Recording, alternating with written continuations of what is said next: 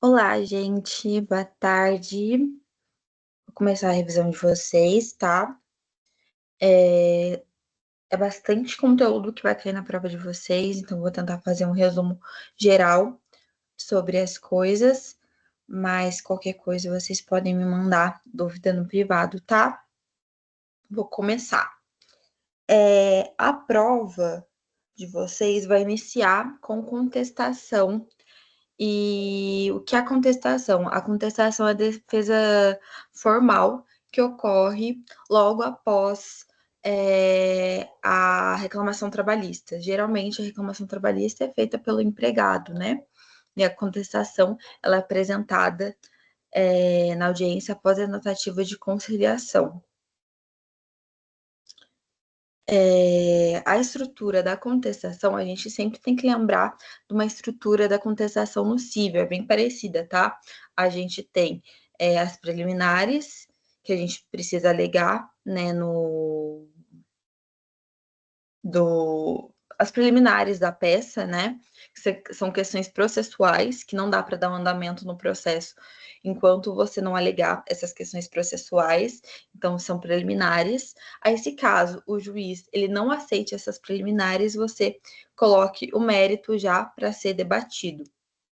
Aí você pode negar ou admitir algumas provas que foram narradas, alguns fatos que foram narrados na reclamação trabalhista.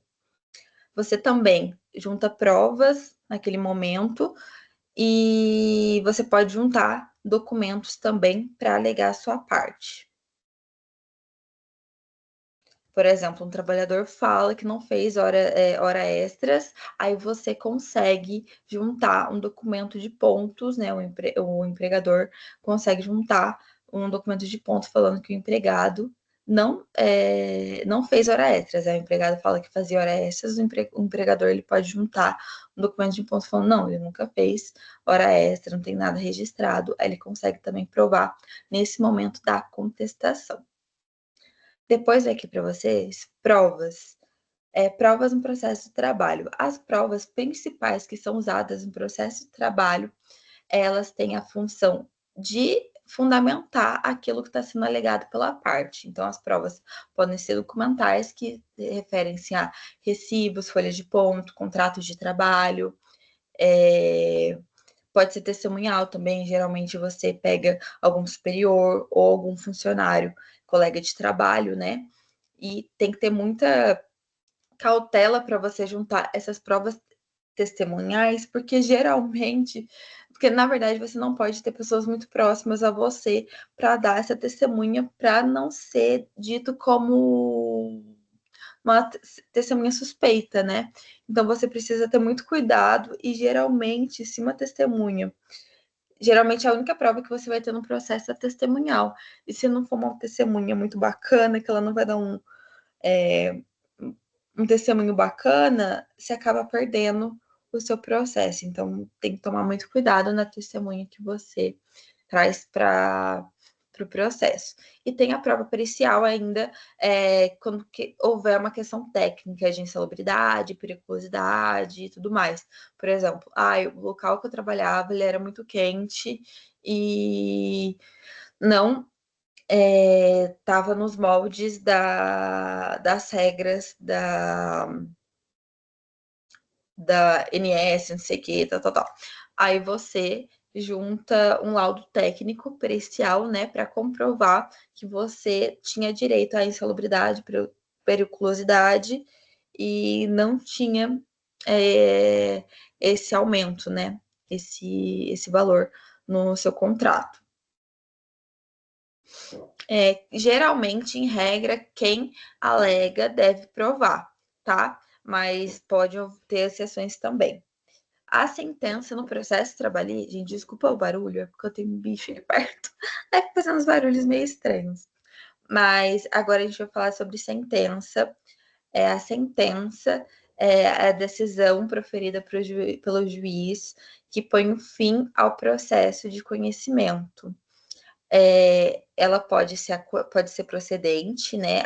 Totalmente procedente, que acolhe todos os pedidos feitos pela parte, pode ser improcedente ou pode ser parcialmente procedente, que ela colhe uma parte e rejeita outras, né?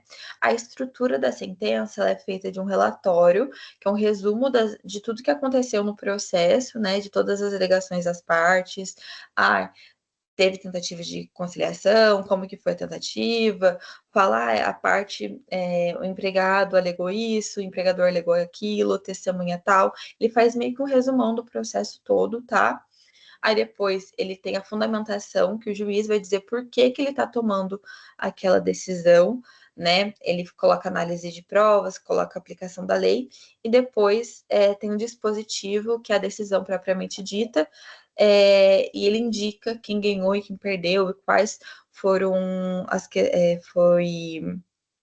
os elementos que foram procedentes, né? Ele indica também isso no dispositivo da sentença. A liquidação e cumprimento de sentença. A liquidação ela serve para quantificar a obrigação reconhecida na sentença. Por exemplo, quando a sentença mesmo não indica um valor exato. E a liquidação ela pode ser por cálculos, arbitramento e por artigos. Cálculos, mas o cálculo é uma simples apuração matemática que é feito. O arbitramento ele precisa de uma avaliação técnica e o artigo é quando tem fatos novos a serem provados também. O cumprimento da sentença basicamente é feito na fase de execução de sentença. Após a liquidação, inicia a fase de execução e a pessoa tem a empresa, né? Geralmente ela tem o prazo de 48 horas para pagar o valor. Se não, é feito a penhora dos bens, que é feito por vários sistemas bancários da justiça, tá? E, gente, agora, resumidamente, eu vou dizer um pouquinho para vocês. Vocês estão com alguma dúvida sobre o assunto? Eu acho que eu falei um pouco rápido, né? Mas depois eu vou mandar para vocês também um mapa mental, mais ou menos, explicando cada coisa. Mas eu vou mandar um mapa mental explicando mais ou menos cada coisinha para vocês terem uma noção. Vou esperar para ver se tem alguma dúvida. Aí eu vou já falo outra ação para vocês que é de recursos.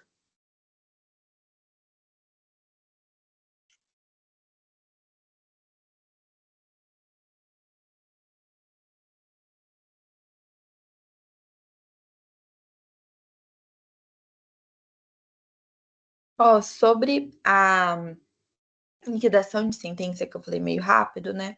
Geralmente, por exemplo, numa sentença, o juiz ele pode vir falar que uma parte tem um direito, né?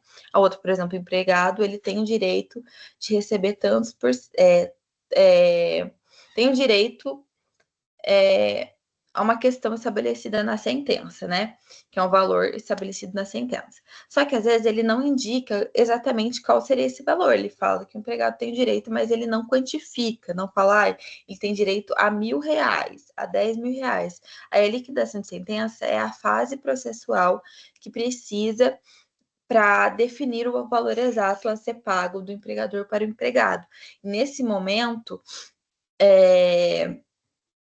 é feito a quantificação desse valor por vários tipos. Por exemplo, por cálculo, que eu falei, a parte interessada, que geralmente o trabalhador, ele indica quais são os valores exatos que devem ser pagos, ele indica documentos também fundamentando aquilo. Aí também tem por arbitramento, que é um perito judicial que é utilizado para calcular o valor devido, né, da empresa para o empregado, ou por artigos que eu falei, que ele apresenta fatos, provas, né, que argumentam o valor que ele está dizendo que é devido. A liquidação ela é interessante para poder evidenciar que aquele valor realmente está sendo o valor correto a ser pago para a outra parte, tá? Porque senão fica uma coisa muito vaga, se você não especificar exatamente por que aquele valor está sendo pago e pode ser considerado uma forma de injusta, né, de uma apropriação injusta do valor devido, né? E depois que tem a fase de liquidação de sentença, que foi realmente resolvida a questão do valor exato devido, aí tem a execução da sentença, que é feita após isso, né? Aí sim é possível a execução do valor, que aí tem um trâmite geralmente bem chato e não necessariamente não costuma ser muito rápido assim, mas a empresa tem um prazo para poder pagar esses valores devidos para o trabalhador e também tem a execução forçada, quando a empresa não paga, aí vai bloqueando conta, bloqueando diversas. Vai tendo penhora, né, por diversos meios que tem na justiça, tá? Ação rescisória, que eu vou falar para vocês também, é uma ação que visa desfazer uma decisão já transitada em julgado, que é uma decisão que não cabe mais recurso. Quando transita em julgado, não cabe mais recurso, então. Ela tem um prazo de 2 anos contados trânsito em julgado, né, que foi do processo, e ela tem algumas hipóteses que ela pode ser aplicada em casos da prova que foi utilizada ter sido uma prova falsa, corrupção do juiz, erro de fato, violação do dispositivo da lei e sentença fundada em decisão anulada anteriormente. É um processo, gente, que visa manter a segurança jurídica, porque apesar da gente ter a regra que depois do trânsito julgado não tem essa revisão, né, em tese, assim, do processo, ela também é um direito reconhecido para que não haja algumas decisões incorretas, injustas no meio. É um caso bem particular, não costuma acontecer muito, mas é interessante também em casos bem específicos, tá? Agora vamos falar de recursos. Os recursos, gente, vou falar dos recursos principais e dos prazos deles, tá? É bem tranquilo. O recurso ordinário é um recurso feito contra a sentença da vara julgada pelo TRT. É um prazo de 8 dias para ser interposto. Tem o recurso de revista também, que é o mesmo prazo, que é do TRT ao TST, quando não há violação de lei ou de dissídio. Dissídio, tipo, é um acordo também, né? Feito por empregadores. Embargo de declaração, ele é feito em 5 dias. Embargo de declaração, ele ocorre em praticamente todos os processos, né? Todas as matérias. Ele é para esclarecer obscuridades, omissões, contradições da sentença. Então, quando você fica em dúvida sobre alguma coisa que está sendo falada na sentença, você propõe ele também. E o agravo de petição, que é feito em 8 dias também, que é na fase de execução contra questões que, que causem prejuízos e tudo mais, que você não concorde. Agora, sobre direito coletivo do trabalho, eu vou dizer, tem algumas. A relação de trabalho, né, é muito pautada não só pelas leis específicas, mas também pelos acordos, convenções coletivas, questões, né, relacionadas a sindicatos. É um ambiente muito que tem muitos acordos por fora, além da lei também, né? Então, ela tem a Convenção Coletiva do Trabalho, que é uma negociação entre o sindicato dos trabalhadores e o sindicato patronal, né, que é o sindicato dos patrões. Então, por exemplo, o sindicato dos comerciários e o sindicato do comércio, eles estabelecem um piso salarial, por exemplo. É um acordo feito entre esses dois tipos de sindicatos. E tem um acordo coletivo de trabalho também, que ocorre muito geralmente em fábrica, né? Que é uma negociação do sindicato dos trabalhadores com uma empresa em específico, tá? Por exemplo, na época que a Ford ainda tinha em Taubaté, né? Era tinha muito acordo relacionado à Ford, relacionado aos trabalhadores, no sindicato dos trabalhadores, e a Ford em específico, e eles direto, né? Tem várias empresas isso, e você consegue organizar como você quer que aquela empresa tome uma decisão naquele caso em específico.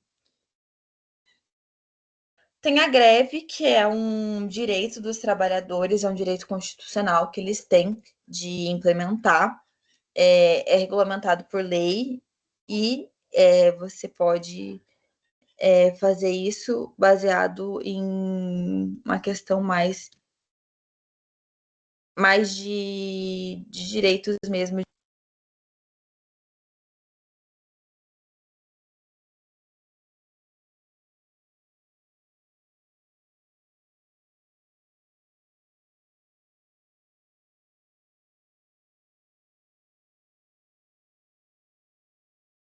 Gente, saiu aqui. Você pode utilizar isso para reivindicalizar direitos que não estavam sendo admitidos no momento. E, é, e as funções do direito coletivo, gente, ele serve para estabelecer normas mais benéficas que às vezes que a lei determina, porque às vezes a lei também tem uma questão muito de lacuna, né? Então, ele consegue estabelecer algumas coisas mais favoráveis, não só para o trabalhador também, mas para o empregador. Geralmente, vocês conseguem fazer alguns acordos que podem manter a qualidade do empregado e do empregador. Muitas vezes você consegue manter o nível de emprego, porque se for seguir à risca algumas coisas, você não consegue manter a quantidade de empregos em uma determinada região. Então, você consegue fazer acordos mais voláteis em algum momento e você ter alguém para conversar com o empregado, ele é muito interessante porque tem mais força, né? É muito mais tem muito mais força um sindicato trabalhista com a força. Eles também, geralmente, eles têm, às vezes, advogados próprios, então ele consegue ter um conhecimento específico para bater de frente com o empregado, do que geralmente eu, Maria Luísa, pessoa física, eu ir lá e bater de frente como empregador é muito mais complicado. E ele consegue regulamentar também condições de trabalho e debater por uma categoria inteira, e não só por uma pessoa em específico. Então, ele é interessante que ele consegue debater muito melhor. Tanto que tem várias. Eu sei que, por exemplo, em Pinda, eu acho que o sindicato dos químicos é muito fraco a questão sindical. Então, muitas coisas, se alguém está precisando debater sobre determinado assunto, tem que entrar sozinho na justiça. Ou, desculpa, ou debater isso de forma bem, como pode dizer? Bem. Não consegue debater isso de uma maneira mais correta ou uma força maior. Mas, por exemplo, em Taubaté ou São José, aqui no Vale do Paraíba em geral, com a questão Então, a questão de metalúrgicos, fábricas e tal, é muito forte o sindicato dos metalúrgicos, então você consegue ter uma força muito grande. Então, direto tem greves em determinadas fábricas, porque eles conseguem ter uma força muito grande para isso.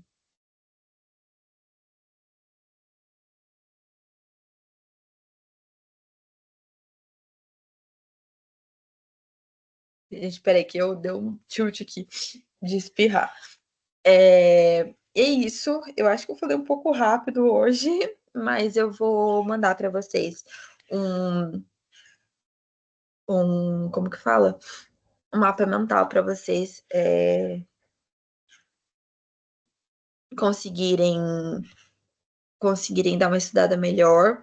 É um assunto um pouco mais complexo, um pouco maior também, mas não é um assunto muito difícil. É uma receita de bolo, ainda mais a questão de recursos, né? Vocês conseguem utilizar de uma maneira bem melhor, se vocês pensarem como se fosse uma receita de bolo mesmo. E é bem. Não é uma matéria muito difícil, tá? Mas eu vou mandar para vocês os mapas mentais relacionados à matéria. É uma matéria que, apesar de ser uma matéria que não seja tão difícil, é uma matéria mais extensa, né? Então, são bastante assuntos para vocês lembrarem, mas qualquer coisa pode mandar mensagem no meu PV, porque eu mando algumas coisas para vocês também, tiro algumas dúvidas. E desejo boa sorte para vocês na prova, tanto na prova da manhã quanto na prova da noite também. Espero que dê tudo certo para vocês. E é isto. Mas talvez eu tente, eu vou pegar, fazer um resumão inteiro agora sobre o que eu falei, para resumir o que aconteceu, mas de forma mais resumidona mesmo, né? É a contestação, então, vamos lá, recapitular. A contestação é a resposta dada de uma reclamação trabalhista, que geralmente é feito pelo empregado, e a contestação é feita pelo empregador. Ela tem o prazo de 5 dias antes da audiência, e deve falar sobre defesa dos fatos alegados, provas preliminares, eventuais exceções ou reconvenções. Reconvenções é quando você passa para. Gente do céu, peraí.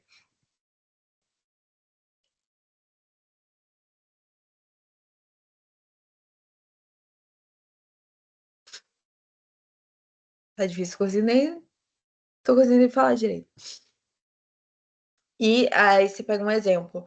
É alguém, fulano, igual eu falei também, entrou com uma questão falando de que fazia hora extra, a empresa prova, mostra um documento provando que, na verdade, fulano não fazia hora extra de acordo com o cartão de ponto, isso e aquilo. E aí ele junta essa prova na contestação, negando um fato trazido na reclamação trabalhista. Aí tem as provas, que as principais, a documental, testemunhal e pericial. A sentença, ela pode ser procedente ou parcialmente procedente, e ela é estruturada em relatório, que eu falo, resumo o que aconteceu tudo, fundamentação, que são dispositivos de lei, e as razões pelas quais o juiz está tendo aquela decisão, e o dispositivo também, que é a decisão final do juiz, que vai dizer o que de fato ocorreu, quem ganhou, quem perdeu, enfim, e determinar exatamente como deve ser feito. Cumprimento e liquidação da sentença. A liquidação é uma fase pré-execução da sentença, que ela fala exatamente o valor devido, qual o valor devido que deve ser pago. E aí tem vários tipos de. Isso ocorre quando a ciência é genérica, ela não especifica o valor, né? Então, ela tem vários tipos para chegar nesse resultado do valor, e depois que já tem essa fase de liquidação, que já tem o valor exato, feita uma sentença, é feita a execução da sentença em si, para poder forçar a obrigação do pagamento daquilo, seja que o empregador pode fazer isso voluntariamente, né, logo depois de ser intimado, ou caso ele não faça, ele sofra as consequências devidas, que penhora de bens, né, bloqueio de contas, isso e aquilo. Tem ação rescisória, que ela é utilizada em casos específicos, quando há um erro na sentença, né? Quando há um erro após o trânsito julgado, 2 anos de trânsito julgado, quando tem um erro de fato, quando foi dado a decisão alegada de uma prova falsa, quando houve uma violação do dispositivo da lei, aí você pode desfazer essa decisão trânsito julgado através da ação rescisória. E os recursos, os principais recursos no direito do trabalho, os principais que eu vou falar aqui, mas eu falei outros, né? São recurso ordinário contra a sentença da vara, que vai para o TRT, recurso de revista e embargos de declaração, que eu falei também, mas eu vou mandar depois um mapa mental para especificar o tempo, os dias certinho. E o direito coletivo do trabalho, que é muito importante, é praticamente uma terceira força, uma terceira via de resolução de conflitos no direito de trabalho, que os principais instrumentos são através da convenção coletiva, que é uma decisão feita dos sindicatos, dos empregados, com os sindicatos dos empregadores da categoria, um acordo coletivo também, né, que é outro principal instrumento do direito coletivo do trabalho, que é um acordo entre sindicatos dos trabalhadores e uma empresa específica, e a greve, que é um direito também dos trabalhadores, que é um direito fundamental, constitucional, para paralisar os trabalhos e reivindicar tais direitos que não estão sendo corretos, né, sendo admitidos no momento. E isso eu vou mandar para vocês uns resumos, né, uns mapas mentais para vocês. E desejo novamente boa sorte, boa prova para vocês. É isso, tchau, bom domingo a todos.